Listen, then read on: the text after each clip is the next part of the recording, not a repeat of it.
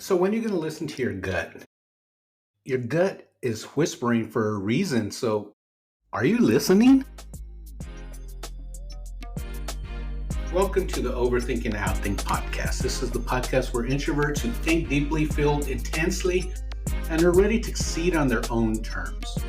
I'm Chaz, and today we're going to unlock something powerful, in my opinion anyway. It's how to trust your intuition without falling into overthinking and second guessing. Isn't that one of our biggest issues? Is just, well, really, for just overthinking, but we second guess everything we do, and that can be a challenge, right? I'm not saying it's the wrong thing, I'm not saying it's the right thing. All I'm saying is we need to learn how to use it to our advantage so that we can move up in our company or start our online business or get moving forward instead of being held back. If you ever felt torn between your gut feeling and your logical mind, well, then this is definitely an episode that you need to listen to.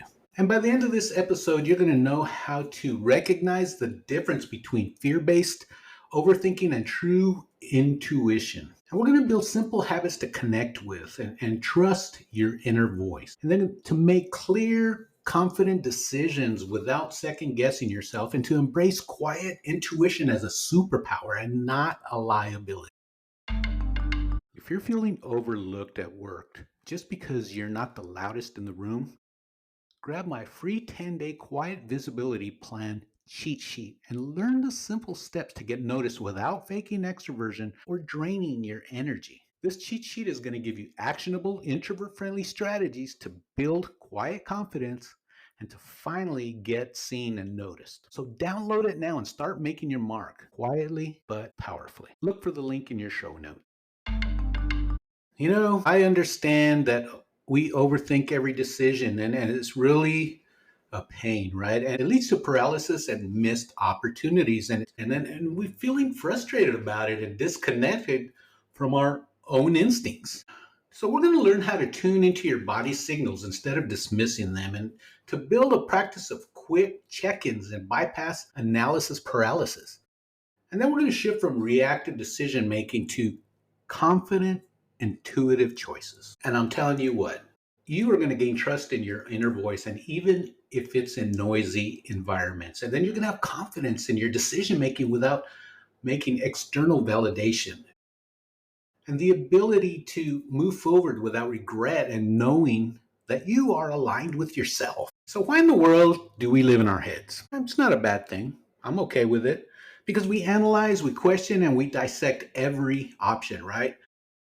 Sometimes that makes intuition feel risky or unreliable, though. And you might tell yourself, well, what if I'm wrong? Or I need more proof before I act. Or maybe I should think about this a little bit longer. That kind of questioning is constant in our heads. But you know what? Intuition is your natural internal compass. And the problem isn't that it's unreliable, it's just that you've been trained not to trust it. So rebuilding that trust is the key, because it starts with learning how to hear your gut through the noise of overthinking.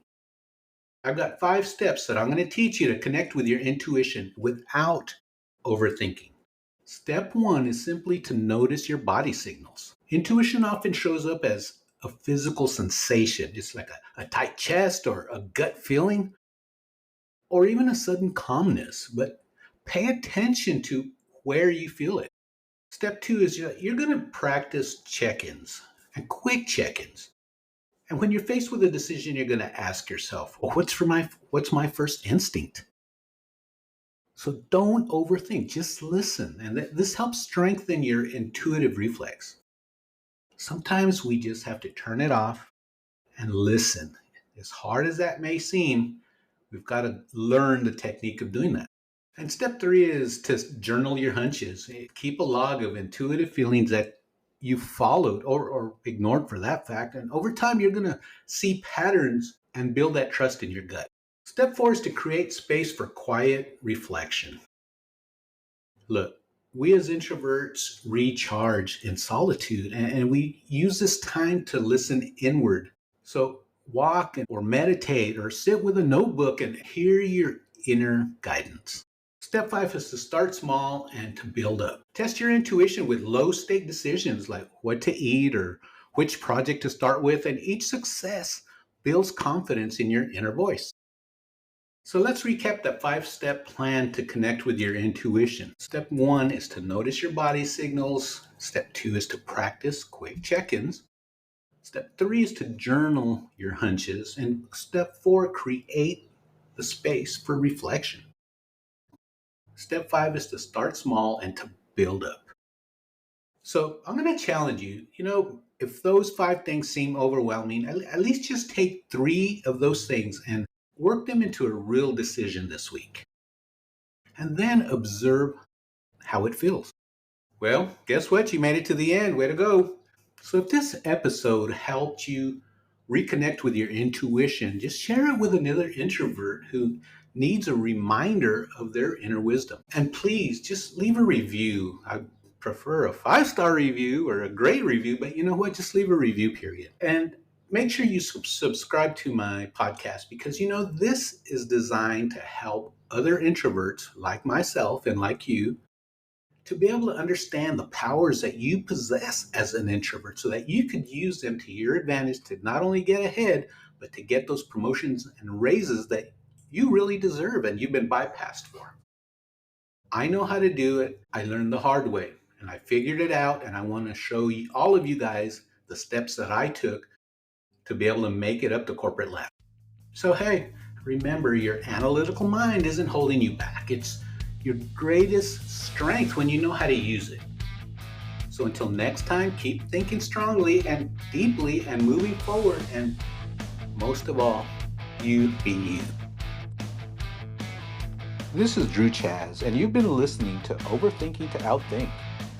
If this episode resonated with you, share it with another deep thinker in your life. And don't forget to subscribe for more strategies on turning your internal dialogue into external success. Until next time, keep thinking deeply and keep acting strategically. And most of all, you be you.